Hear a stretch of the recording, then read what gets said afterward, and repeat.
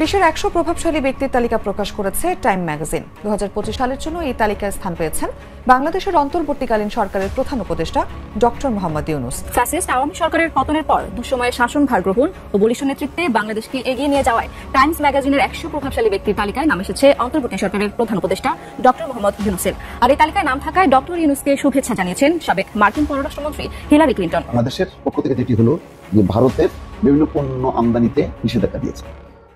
মোদীর গলাধরদের ট্রেলার দেখিয়ে দিয়েছে ডক্টর মোহাম্মদ ইউনূসের নেতৃত্বাধীন অন্তর্বর্তী সরকার, আর তাতেই ভারতের অজ্ঞান হওয়ার দশা। অন্যকে গাড্ডায় ফেলতে গিয়ে গভীর গিরিখাতে পড়ে দিল্লি এখন আকুপাকু করছে। কথায় বলে যেমন বুনো ওল তেমন বাঘাতে তুল। ভারতের এক সিদ্ধান্তের জবাব যে বাংলাদেশ এভাবে দেবে তা ঘুণাক্ষরেও বুঝতে পারেনি কেউ। ডক্টর ইউনূস সরকার যোগ্য জবাবই দিল ভারতকে। দেশটি থেকে পণ্য আমদানিতে এবার বিধিনিষেধের ঘোষণা দিল বাংলাদেশ। নিজ দেশের ব্যবসায়ীদের সুবিধা দিতে বাংলাদেশের জন্য ট্রান্সশিপমেন্ট সুবিধা বন্ধের ঘোষণা দেওয়ার কয়েক দিনের মাথায় জবাব দিল বাংলাদেশও। ওনার ব্যাপারে ভালো মন্দ ওনার ব্যাপারে কিছু বলার নাই। আমার কলিজা, আপনার কলিজা, আমার কলিজা একমাত্র, মানে ওনা যদি থাকে দেশে কোনো একটা উন্নত হইব, আর অন্য কেউ আসুক না করে না, ওনা থাকলে দেশ একটা উন্নত হবে। ক্ষমতাচ্যুত শেখ হাসিনাকে নিয়ে আবার শুরু হয়েছে গুঞ্জন। এই মুহূর্তে তার অবস্থান সিঙ্গাপুরে আছে, এমন একটি খবর প্রচার হয়েছে গণমাধ্যমে। অন্যদিকে কেউ কেউ বলছেন যে না, তিনি দিল্লিতে আছেন, তবে all India institute of medical সায়েন্সে চিকিৎসা নিচ্ছেন। এর মূল কারণ হচ্ছে শেখ হাসিনা গুরুতরভাবে অসুস্থ। পরিস্থিতি এমন পর্যায়ে যে তাকে গোপনে সিঙ্গাপুরের মাউন্ট এলিজাবেথ হাসপাতালে চিকিৎসা করানো হচ্ছে ভারতীয় সরকারের উদ্যোগ এবং আয়োজনে। তবে কোনো সূত্রই কিন্তু নিশ্চিত করতে পারে নাই যে শেখ হাসিনার অবস্থান কোথায়। কেন এই আলোচনা বা গুঞ্জন আলোচনা হচ্ছে এই কারণে। আসসালামু আলাইকুম দর্শক, নতুন একটা নিউজে আপনাকে স্বাগতম। প্রিয় দর্শক, আবারও চমক দেখালেন ডক্টর মোহাম্মদ ইউনূস। বিশ্বের ১০০ প্রভাবশালী তালিকায় ডক্টর ইউনূস, নিজ দেশের নাম বিশ্বে উজ্জ্বল করলেন তিনি। এদিকে ডক্টর ইউনূসের মাস্টার স্ট্রোকে কুপকাত ভারত। নিষেধাজ্ঞা দিয়ে ভারতকে কঠিন জবাব বাংলাদেশের। মোদির নাওয়া খাওয়া বন্ধ করতে কঠিন অ্যাকশন নিল সরকার। উচিত শিক্ষা পেল ভারত। অপরদিকে গুরুতর অসুস্থ শেখ হাসিনা ও ওবায়দুল কাদের, সিঙ্গাপুরে গোপনে চিকিৎসা চলছে। এমনই চাঞ্চল্যকর তথ্য ফাঁস করল ভারতীয় গণমাধ্যম। ডক্টর ইউনূসের নতুন চমক, ভারতকে বাংলাদেশের কঠিন জবাব। ডক্টর ইউনূসের মাস্টার স্ট্রোকে, মোদির নাওয়া খাওয়া বন্ধ এবং শেখ হাসিনা ও ওবায়দুল কাদেরের গুরুতর অসুস্থ হবার ঘটনা ও প্রেক্ষাপট নিয়ে করা আমাদের আজকের ভিডিওটি খুবই গুরুত্বপূর্ণ। ভিডিওটি শুরু থেকে শেষ পর্যন্ত ধৈর্য সহকারে দেখে একটি লাইক দিয়ে সবাইকে শেয়ার করে দিন। আমাদের চ্যানেলে নতুন হলে চ্যানেলটি সাবস্ক্রাইব করে পাশে থাকা বেল আইকনে ক্লিক করে রাখুন। আমাদের ভিডিওটি আপনি বাংলাদেশের কোন জেলায় বসে দেখছেন বা শুনছেন সেটি অবশ্যই কমেন্ট বক্সে কমেন্ট করে জানিয়ে দিতে ভুলবেন না। কথায় বলে যেমন বুনো ওল তেমন বাঘাতে তুল। ভারতের এক সিদ্ধান্তের জবাব যে বাংলাদেশ এভাবে দেবে তা ঘুণাক্ষরেও বুঝতে পারেনি কেউ। ডক্টর ইউনূস সরকার যোগ্য জবাবই দিল ভারতকে। দেশটি থেকে পণ্য আমদানিতে এবার বিধিনিষেধের ঘোষণা দিল বাংলাদেশ। নিজ দেশের ব্যবসায়ীদের সুবিধা দিতে বাংলাদেশের জন্য ট্রান্সশিপমেন্ট সুবিধা বন্ধের ঘোষণা দেওয়ার কয়েক দিনের মাথায় জবাব দিল বাংলাদেশও। জাতীয় রাজস্ব বোর্ড এনবিআর এর এক বিজ্ঞপ্তিতে ভারত থেকে সুতা আমদানিতে নিষেধাজ্ঞা দেওয়া হয়েছে। এর আগে বাংলাদেশের বস্ত্রশিল্পের প্রয়োজনীয় সুতার বেশিরভাগটাই ভারতের একচেটিয়া দখলে ছিল। সুতা ছাড়াও নিষেধাজ্ঞার তালিকায় ভারত থেকে আলু, গুঁড়া দুধ, জুস, রেডিও, টিভি, সাইকেল ও মোটর পার্টস সহ মার্বেল স্ল্যাবের মতো আরও বেশ কিছু পণ্য রয়েছে। পোশাক শিল্পে বিশ্বের অন্যতম শীর্ষ অবস্থান ধরে রাখা বাংলাদেশের জন্য সুতা প্রয়োজনীয় কাঁচামাল। এতদিন ভারত থেকে আনা সুতা বাংলাদেশের বস্ত্রশিল্পে ব্যাপক ব্যবহার ছিল। তবে মঙ্গলবার ভারত থেকে সুতা আমদানি বন্ধ করে দেওয়ার ঘোষণা আসে। জাতীয় রাজস্ব বোর্ড এনবিআর এর এক বিজ্ঞপ্তিতে তা জানানো হয়। ভারতীয় গণমাধ্যম আনন্দবাজার বলছে, বাংলাদেশের বেনাপোল, ভোমরা, সোনা মসজিদ, বাংলাবান্ধা এবং বুড়িমারি স্থলবন্দর দিয়ে সুতা আমদানি নিষিদ্ধ করা হয়েছে। মূলত এই স্থলবন্দরগুলো দিয়েই ভারত থেকে সুতা আমদানি করা হতো। তুলা উৎপাদন না হওয়ায় দেশের পোশাক খাতের প্রয়োজনীয় সুতার জন্য আমদানির উপর নির্ভর করত বাংলাদেশ। চীন, তুরস্কের মতো দেশগুলো থেকে আমদানি করা হলেও প্রায় ৯০% সুতার বাজার ধরে রেখেছিল নরেন্দ্র মোদীর দেশটি। তবে বাংলাদেশের বস্ত্রশিল্প মালিকদের কিছু সংগঠন ভারত থেকে সুতা আমদানি বন্ধের জন্য দাবি জানিয়ে আসছিল। বস্ত্রশিল্পে দেশীয় সুতার ব্যবহার বৃদ্ধি করার জন্য এই পদক্ষেপ বাস্তবায়নের আহ্বান জানাচ্ছিলেন তারা। আওয়ামী লীগ সরকারের পতনের পর থেকেই বাংলাদেশের সাথে ভারতের সম্পর্কে টানাপোড়েন শুরু হয়। সম্পর্ক উন্নয়নের বার্তা দিয়েও ভারত নানা টালবাহানা করে আসছে। চীন সফর সহ আন্তর্জাতিক অঙ্গনে প্রধান উপদেষ্টা ডক্টর মোহাম্মদ ইউনূসের 7 সিস্টার্স নিয়ে করা মন্তব্যে এমনি ভারত জুড়ে চলছে তোলপাড়। এর মধ্যেও বিমস্টেক সম্মেলনে ভারত ও বাংলাদেশের সরকার প্রধানের বৈঠকও হয়, কিন্তু তার কয়েকদিনের মাথায় বাংলাদেশের ট্রান্সশিপমেন্ট সুবিধা বাতিল করে ভারত। জানানো হয় বাংলাদেশের পণ্যের জন্য ক্ষতির মুখে পড়ছিলেন স্থানীয় ব্যবসায়ীরা। কয়েকশো কোটি টাকার সুতার বাজার হারানোর আগে বাংলাদেশের চিকিৎসা, পর্যটনের মতো বড় বাজার হারিয়েছে নরেন্দ্র মোদীর সরকার। এর মাধ্যমে একটাই বার্তা আসছে, বাংলাদেশ আর ভারতের উপর নির্ভরশীল নয়, বরং বহু বিকল্প রয়েছে দেশের সামনে। তাই ভারতের টালবাহানায় আর কোনো সুযোগ দেয়া হবে না। ভারত বাংলাদেশের প্রতিবেশী। দিল্লির দাবি মতে বাংলাদেশের ভালো ভারতের চেয়ে আর কেউ বেশি চায় না।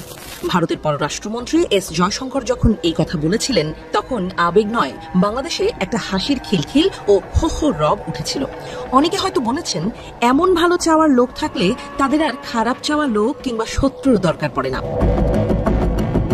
আরো হাস্যকর বিষয় হলো, ভারতের পররাষ্ট্রমন্ত্রী সেদিনই এই কথা বলেছেন যেদিন ভারত বাংলাদেশকে দেয়া ট্রান্সশিপমেন্ট সুবিধা বাতিল করেছে, তাও আবার কোন রকম নিয়ম নীতি বা সৌজন্যতার তোয়াক্কা না করেই। কোন রকম আগাম নোটিশ ছাড়া নেয়া এই হঠাৎ সিদ্ধান্তই প্রমাণ করে দিল্লি আসলে ঢাকার ভালো কতটা চায়। তবে ট্রান্সশিপমেন্ট বন্ধ করে ভারত যে খুশি হয়েছিল, পলাতক স্বৈরাচার শেখ হাসিনার এজেন্ডা বাস্তবায়ন করে হাসতে চেয়েছিল অট্টহাসি, পলকেই বাংলাদেশ সেখানে বেদনার সিলমোহর এঁটে দিয়েছে। হাসিনা মিত্রদের এবার হাসি বন্ধ। তারা এবার বুঝতে পারছে না কি করবে।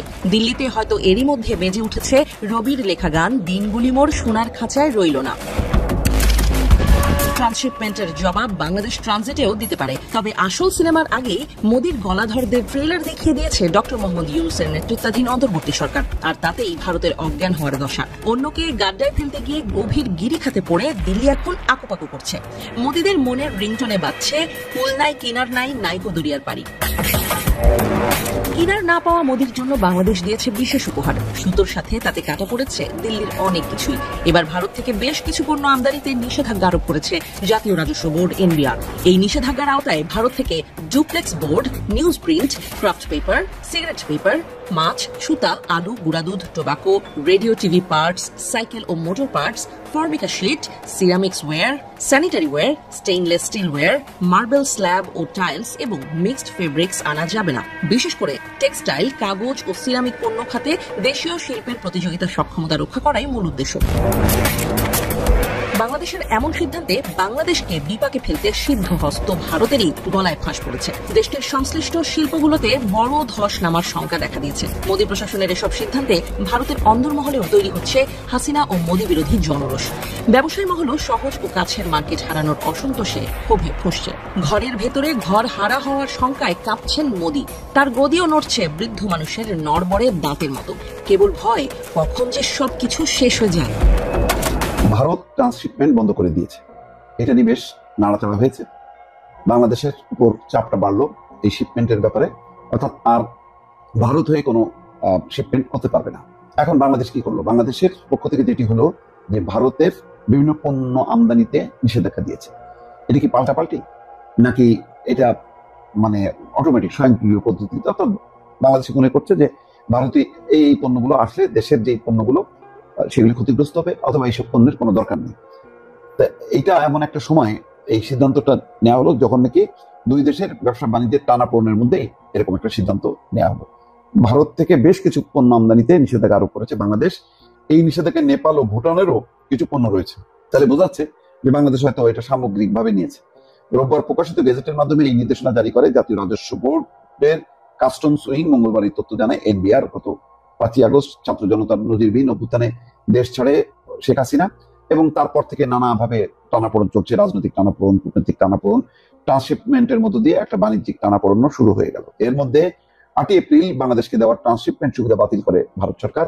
2020 সালের 29 জুন ভারত ওই ট্রান্সশিপমেন্ট সুবিধা বাংলাদেশকে দিয়েছিল, যার মাধ্যমে বাংলাদেশ ভারতীয় বিমানবন্দর ব্যবহার করে তৃতীয় কোনো দেশে সহজেই পণ্য পাঠাতে পারত। এখন এই সুবিধা পাচ্ছে না বাংলাদেশ, অর্থাৎ ভারতীয় বিমানবন্দর ব্যবহার করে তৃতীয় দেশে ট্রান্সশিপমেন্ট করার আর কোনো সুবিধা নেই। ফলে তবে নেপাল, ভুটান স্থলপথে ট্রানজিট নিয়ে পণ্য পাঠানোর জটিলতা এখনো মানে জটিলতা তৈরি হয়নি। নতুন প্রজ্ঞাপন অনুযায়ী নেপাল ও ভুটানে উৎপাদিত এবং প্রক্রিয়াজাত সুতা ও আলু ছাড়া অন্য সব পণ্য আমদানি করা যাবে। আর ভারত থেকে যেই আমদানি নিষেধাজ্ঞার তালিকা করা হচ্ছে তাতে duplex board, news print, craft paper, cigarette paper, মাছ, সুতা, আলু, গুঁড়া দুধ, টোবাকো, রেডিও, টিভির পার্টস, সাইকেল এবং motor parts, formica sheet, ceramic ware, sanitary ware, stainless steel ware, marble slab, tiles এবং মিক্স ফেব্রিক্স। তবে মূসক নিবন্ধিত বিড়ি উৎপাদনকারী শিল্প প্রতিষ্ঠানগুলোর কাঁচামাল হিসেবে তামাক ডাটা আমদানি করতে পারবে বলে প্রজ্ঞাপনে উল্লেখ করা হয়। এখন কি এটার কোনো টানাপোড়েন নাকি স্বাভাবিক প্রক্রিয়া, এটা নিশ্চয়ই বুঝতে সময় লাগবে। এখন প্রতিটা বিষয়, প্রতিটা স্টেপটা একটা সন্দেহের দৃষ্টিতে দেখবে দুই পক্ষই এবং মনে করবে যে এটা হয়তো পাল্টাপাল্টি হচ্ছে।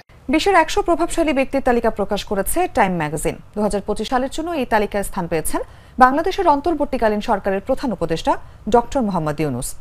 বুধবার সন্ধ্যায় এই তালিকা প্রকাশ করা হয়েছে, যেখানে বিশ্বনেতা, রাজনৈতিক ব্যক্তিত্ব, উদ্ভাবক ও সাংস্কৃতিক আইকনদের নাম রয়েছে। এতে ডক্টর মোহাম্মদ ইউনূসের পাশাপাশি Donald Trump, Elon Musk, JD Vance, Claudia Sheinbaum, Tedros Adhanom Ghebreyesus সহ আরও অনেকের নাম রয়েছে। হিলারি রডহ্যাম ক্লিন্টন অধ্যাপক ইউনূস সম্পর্কে লিখেছেন, তিনি সামাজিক ন্যায় বিচার, অর্থনৈতিক ক্ষমতায়ন ও গণতান্ত্রিক শাসন ব্যবস্থার ক্ষেত্রে নিবেদিতভাবে কাজ করেছেন। তিনি গ্রামীণ ব্যাংকের সঙ্গে ইউনূসের যুগান্তকারী কাজের কথাও স্মরণ করেন। ক্ষমতাচ্যুত শেখ হাসিনাকে নিয়ে আবার শুরু হয়েছে গুঞ্জন। এই মুহূর্তে তার অবস্থান সিঙ্গাপুরে আছে, এমন একটি খবর প্রচার হয়েছে গণমাধ্যমে।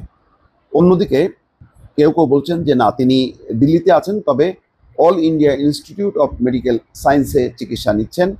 এর মূল কারণ হচ্ছে শেখ হাসিনা গুরুতরভাবে অসুস্থ, পরিস্থিতি এমন পর্যায়ে যে তাকে গোপনে সিঙ্গাপুরের মাউন্ট এলিজাবেথ হাসপাতালে চিকিৎসা করানো হচ্ছে ভারতীয় সরকারের উদ্যোগ এবং আয়োজনে। তবে কোনো সূত্রই কিন্তু নিশ্চিত করতে পারে নাই যে শেখ হাসিনার অবস্থান কোথায়। কেন এই আলোচনা বা গুঞ্জন আলোচনা হচ্ছে? এই কারণে শেখ হাসিনা মাঝে মধ্যেই তার অডিও প্রচার হচ্ছে, কিন্তু কোনোভাবেই তিনি ভিডিওতে আসেননি। তিনি যেখানে আছেন, যে অবস্থানে আছেন, সেখান থেকে তিনি ভিডিওতে কথা বলতে পারতেন। যেমন দীর্ঘদিন থেকে দল পরিচালনা করেছেন লন্ডন থেকে তারেক রহমান, ভিডিও কনফারেন্সের মাধ্যমে, জুমে বা স্কাইপেতে। কিন্তু শেখ হাসিনা সেই সুযোগটা নিতে পারতেন, কিন্তু নিচ্ছেন না। অনেকে বলছেন যে শেখ হাসিনা এতই গুরুতর অসুস্থ, তার শারীরিক অবস্থা এমনই যে তিনি ভিডিওতে আসা মাত্রই তার পুরো শরীর, চেহারা ধরা পড়বে যে তিনি আর সুস্থ নেই। তিনি যে অসুস্থ এই বিষয়টি আড়াল করতে চান। বলা হচ্ছে বার্ধক্যজনিত কারণে 78 বছর বয়সী এই প্রধানমন্ত্রী এখন চিকিৎসকদের শরণাপন্ন হয়েছে। তাকে ঘন ঘন যাতায়াত করতে হচ্ছে ডাক্তারের কাছে। তার এই মুহূর্তে ব্যক্তিগত কোনো চিকিৎসক নেই। তাকে all India medical science institute হাসপাতালে চিকিৎসা দেওয়া হচ্ছে। আবার কেউ বলছেন যে না, শেখ হাসিনা এই দিল্লির চিকিৎসার উপরে আস্থা রাখতে পারেননি বলে তাকে নেওয়া হয়েছে সিঙ্গাপুরের মাউন্ট এলিজাবেথ হাসপাতালে। কিন্তু কোনো সূত্রই নিশ্চিত করতে পারেনি তার এই অবস্থান। কলকাতা থেকে প্রতিনিধি মানব জমিনকে জানিয়েছে উচ্চ রক্তচাপ সহ নানা বার্ধক্যজনিত সমস্যা রয়েছে সাবেক প্রধানমন্ত্রী শেখ হাসিনার। গত 8 মাসে তিনি ব্যক্তিগত কোনো চিকিৎসকের সহায়তা পাননি, তাই এই মাসে চিকিৎসার জন্য পুরোদস্তুর গোপনীয়তায় তাকে আনা নেওয়া করা হচ্ছে ওই হাসপাতালে। তবে সরকারি বা বেসরকারি কোনো সূত্র থেকে সত্যতা নিশ্চিত করা যায়নি। নয়াদিল্লির এই মাসে ভিভিআইপিদের চিকিৎসার জন্য সব রকম ব্যবস্থা রয়েছে। অন্যদিকে কলকাতায় বর্ষিয়ান নেতা, আওয়ামী লীগের সাধারণ সম্পাদক ওবায়দুল কাদেরের অবস্থাও গুরুতর। তিনি আগে নিয়মিতভাবে সিঙ্গাপুরের মাউন্ট এলিজাবেথ হাসপাতালে 1 মাস 2 মাস পরপরই চেক আপ করাতে যেতেন, কিন্তু এখন সেই সুযোগ না থাকায় তিনিও চিকিৎসা নিচ্ছেন। 76 বছর বয়সী কাদেরের হার্টের সমস্যা রয়েছে, বেশ কয়েক বছর ধরে তিনি সিঙ্গাপুরে চিকিৎসা নিচ্ছেন। এখন হার্টের চিকিৎসার জন্য তিনি নিয়মিত কলকাতার অ্যাপোলোতে যাচ্ছেন। শ্বাসকষ্টজনিত গুরুতর সমস্যায় একদিনের জন্য তাকে হাসপাতালে ভর্তি করা হয়েছিল। ওবায়দুল কাদেরের বিরুদ্ধে একাধিক হত্যা মামলা আছে এবং ওবায়দুল কাদেরের পরিস্থিতিও এমনই যে শেখ হাসিনা তবুও মাঝে মধ্যে অডিওতে বক্তব্য রাখছেন নেতা কর্মীদের সঙ্গে। কিন্তু ওবায়দুল কাদেরের অবস্থা এমন যে তিনি নেতা কর্মীদের সঙ্গে দেখা সাক্ষাৎ করবেন বা কথা বলবেন সেই অবস্থার মধ্যে নেই। ফলে দুজনই অজ্ঞাত অবস্থানে আছেন। দুজনেরই মানে কোনো চেহারা, ছবি কেউ দেখতে পাচ্ছে না। এবং এর মধ্যেই গণমাধ্যমে ছড়িয়ে পড়েছে যে শেখ হাসিনা যেমন গুরুতর অসুস্থ, তেমনি গুরুতর অসুস্থ ওবায়দুল কাদের, এবং দুইজনই এখন একেবারে বাসায় বসে যে চিকিৎসা বা ওষুধ মিয়া সেই অবস্থার মধ্যে নেই, তাদেরকে হাসপাতালে যেতে হয়েছে বা হাসপাতালে ভর্তি হয়েছে, এমন একটি খবর স্থানীয় অর্থাৎ ভারতীয় বিভিন্ন গণমাধ্যমে প্রকাশিত হয়েছে। দর্শক, এদিকে গাজীপুরে বিএনপি নেতার অশ্লীল ভিডিও ভাইরাল। গাজীপুর শহরের বাসন থানা বিএনপির সাধারণ সম্পাদক মনিরুল ইসলাম মনিরের কয়েকটি অশ্লীল ভিডিও সামাজিক যোগাযোগ মাধ্যমে ছড়িয়ে পড়েছে। ভিডিওটি প্রকাশ হওয়ার পর সচেতন মহলে সমালোচনা এবং নিন্দার ঝড় উঠেছে। সম্প্রতি একটি জাতীয় দৈনিকে ছাপা নিউজের কাটিং এর সাথে বাসন থানা বিএনপির সাধারণ সম্পাদক মনিরুল ইসলাম মনির তার নিজের ছবি জুড়ে দিয়ে সামাজিক যোগাযোগ মাধ্যমে শেয়ার করেছিলেন। এখন তার আপত্তিকর ভিডিও ভাইরাল হলে অনেকে ব্যঙ্গ করে দুটি ছবি শেয়ার করে বলেছেন, এই হলো বাসন থানা বিএনপি নেতার ক্লিন ইমেজের নমুনা। ভাইরাল হওয়া ভিডিওতে তাকে বস্ত্রহীন এবং আপত্তিকর অবস্থায় দেখা গেছে। তবে ভিডিওগুলো সুপার এডিট করা বলে দাবি করেন বাসন থানা বিএনপির সাধারণ সম্পাদক মনিরুল ইসলাম মনির। তিনি জানান, ভিডিওগুলো তিনি দেখেছেন, কিন্তু এগুলো কিভাবে তার হতে পারে তা তিনি বুঝতে পারছেন না। এমন ভিডিও তার বলে মনে পড়ে না। তার বিরুদ্ধে ষড়যন্ত্র হচ্ছে বলেও দাবি করেন তিনি। গাজীপুর মহানগর বিএনপির সভাপতি শওকত হোসেন সরকার বলেন, উল্লেখিত ভিডিওটি আমি দেখেছি। থানা বিএনপির দায়িত্বশীল পদে থেকে এমন কাজে জড়িত হতে পারে বিষয়টি আমার বিশ্বাস হচ্ছে না। কি বলবো, আমি খুবই লজ্জিত। আশা করি দলের হাইকমান্ড বিষয়টি দেখবেন। দলের হাইকমান্ড সংশ্লিষ্ট বিষয়ে যে নির্দেশনা দিবে আমরাও সেই অনুযায়ী ব্যবস্থা নেব।